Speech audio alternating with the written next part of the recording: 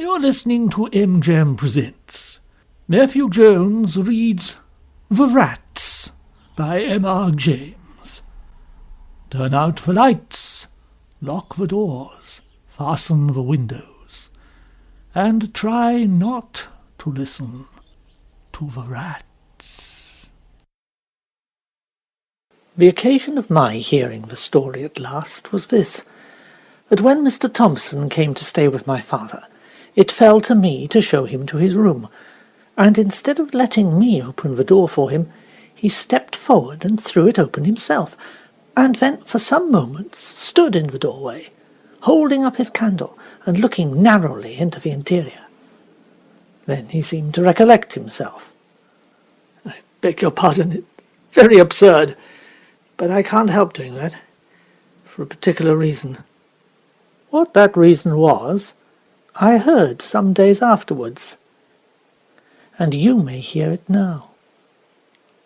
It happened in Suffolk, near the coast, in a place where the road makes a sudden dip and then a sudden rise. As you go northward at the top of that rise, there stands a house on the left of the road. It's a tall red brick house, narrow for its height. Perhaps it was built about 1770. The top of the front has a low triangular pediment with a round window in the centre. Behind it are stables and offices, and such garden as it has is behind them. Scraggy Scotch firs are near it. An expanse of gorse-covered land stretches away from it. It commands a view of the distant sea from the upper windows of the front. A sign on a post stands before the door, or did so stand, for though it was an inn of repute once, I believe it is so no longer. To this inn came my acquaintance, Mr. Thompson, when he was a young man, on a fine spring day, coming from the University of Cambridge, and desirous of solitude in tolerable quarters, and time for reading. These he found, for the landlord and his wife had been in service, and knew how to make a visitor comfortable. And there was no one else staying at the inn. He had a large room on the first floor, commanding the road and the view. And if it faced east, well, that could not be helped. The house was well built and warm. He spent very tranquil and uneventful days. Work all morning, an afternoon preambulation of the country round, a little conversation with country company, or the people of the inn in the evening, over the then fashionable drink of brandy and water. A little more reading and writing, and a bed.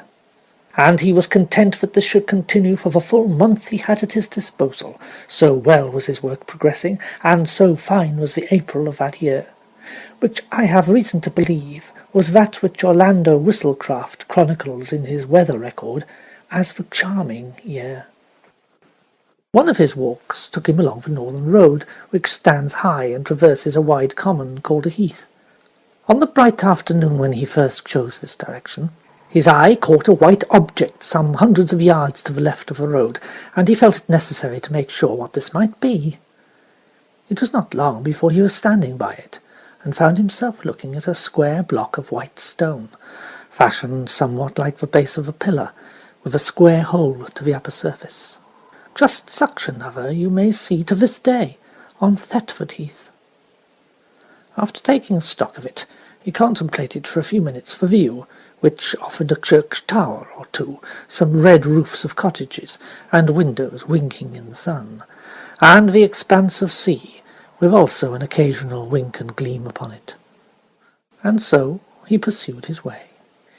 In the desultory evening talk in the bar, he asked why the white stone was there on the common.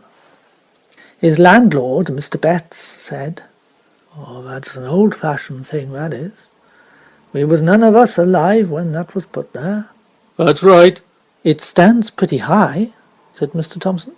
"I dare say a sea mark was on it some time back." "Ah, yes," Mr. Betts agreed. "I have heard they could see it from the boats. But whatever there was on it, that's fell to bits a long time ago. Good job, too. That wasn't a lucky mark, by what old men used to say. Not lucky for their fishing." "Why ever not?" said Thompson. "Well, I never see it myself, but they had some funny ideas about it. They're very peculiar, them old chaps. I shouldn't wonder but they made away with it themselves." It was impossible to get anything clearer than that. The company, never very voluble, fell silent, and when next someone spoke it was of village affairs and crops.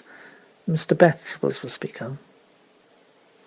Not every day did Thompson consult his health by taking a country walk. One very fine afternoon found him busily writing at 3 o'clock. Then he stretched himself and rose, and walked out of his room into the passage. Facing him was another room, then the stairhead, then 2 more rooms, one looking out onto the back, the other to the south. At the south end of the passage was a window, to which he went, considering with himself that it was rather a shame to waste such a fine afternoon. However, work was paramount just at the moment. He thought he would take 5 minutes off, and then go back to it. And those 5 minutes he would employ, the Bettses could not possibly object, to looking at the other rooms in the passage, which he had never seen. Nobody at all, it seemed, was indoors. Probably, as it was market day, they were all gone to the town, except perhaps a maid in the bar. Very still the house was, and the sun shone really hot. Early flies buzzed in the window-panes. So he explored. The room facing his own was undistinguished, except for an old print of Bury St. Edmunds. The 2 next him on his side of the passage were gay and clean, with 1 window apiece, whereas he had 2. Remained the south-west room, opposite to the last which he had entered. This was locked, but Thompson was in a mood of quite indefensible curiosity, and feeling confident there could be no damaging secrets in a place so easily got at, he proceeded to fetch the key of his own room, and when that did not answer, to collect the keys of the other 3. One of them fitted, and he opened the door. The room had 2 windows looking south and west, so it was as bright and the sun as hot upon it as could be. Here was no carpet, but bare boards, no pictures, no washing-stand, only a bed. In the farther corner an iron bed, with mattress and bolster, covered with a bluish check counterpane. As featureless a room as you can well imagine.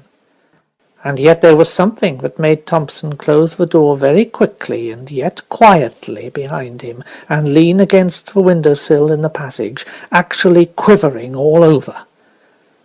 It was this, that under the counterpane someone lay. And not only lay, but stirred. That it was someone, and not something, was certain, because the shape of a head was unmistakable on the bolster, and yet it was all covered, and no one lies with covered head but a dead person, and this was not dead, not truly dead, for it heaved and shivered.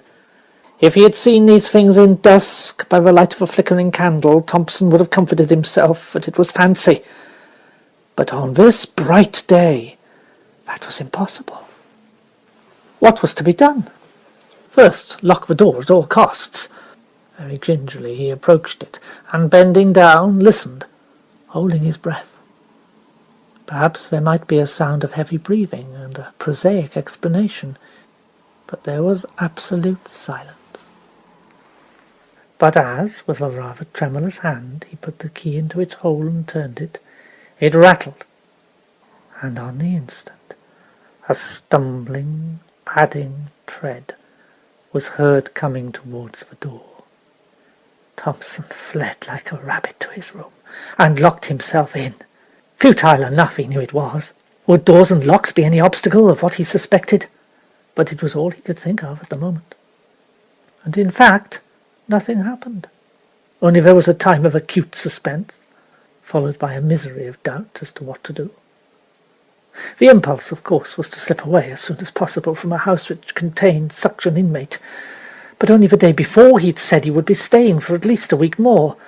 And how, if he changed plans, could he avoid the suspicion of having pried into places where he certainly had no business? Moreover, either the Bettses knew about the inmate, yet did not leave the house, or knew nothing, which equally meant there was nothing to be afraid of.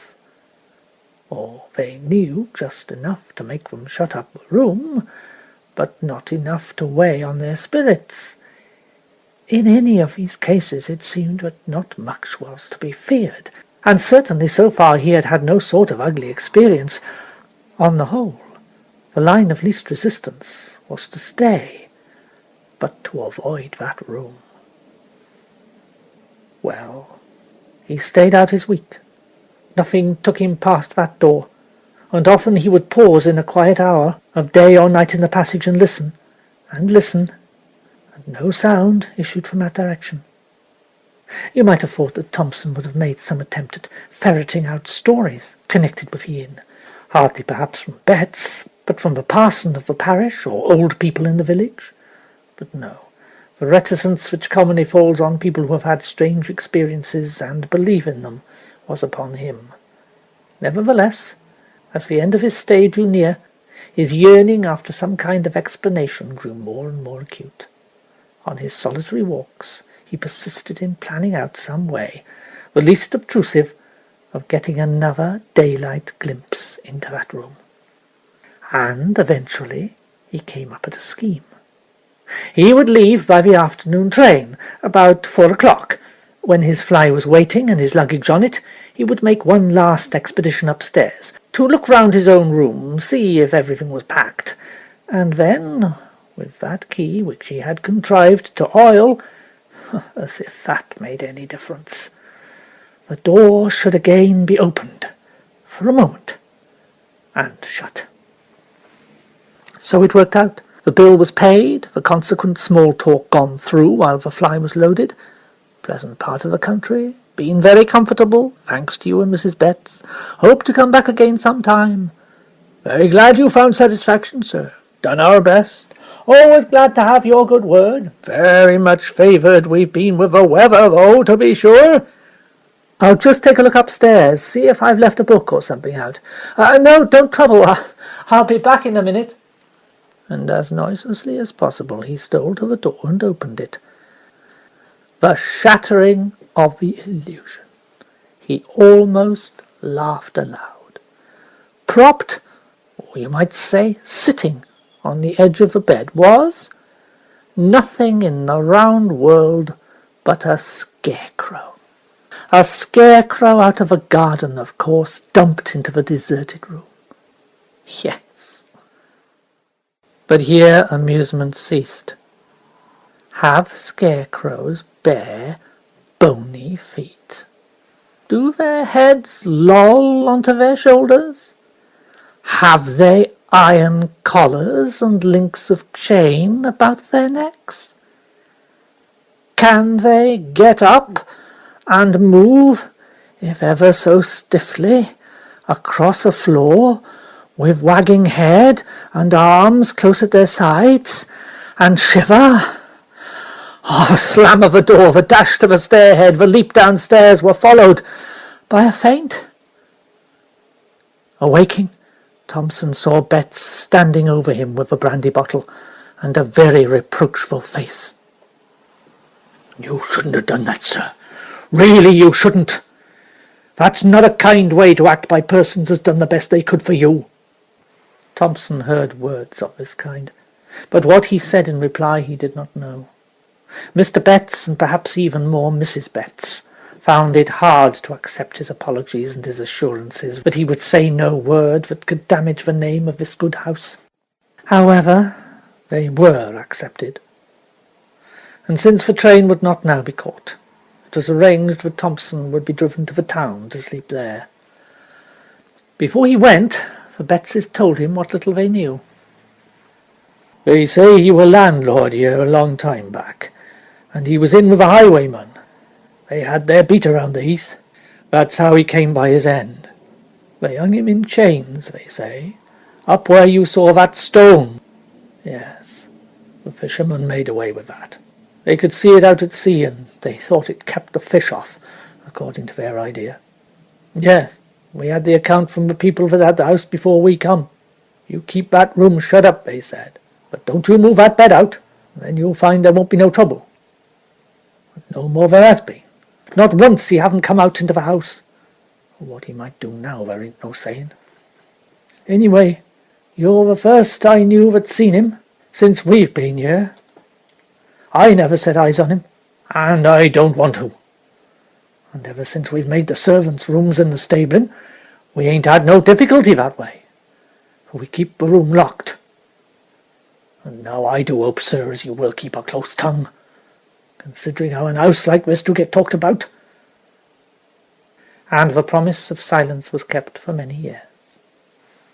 And as Thompson finished relating his story, I said, "So they took the landlord and hanged him?" "No," replied Thompson. "No, they hung him there as a warning. But that's not how he died. He died in that room, in that bed. And that's what I saw, you see. The bedclothes. For what happened was this. They cut him down, took him to that room, tied him to that bed, and left him to the rats. And that's what I saw, though I did not realize it. The mouldy bedclothes, heaving and heaving like seas, with the rats eating him, picking his bones clean, until he was no more than a bony scarecrow. That was The Rats by M.R. James, adapted by Matthew Jones and read by Matthew Jones. It was an M-Jam from London production.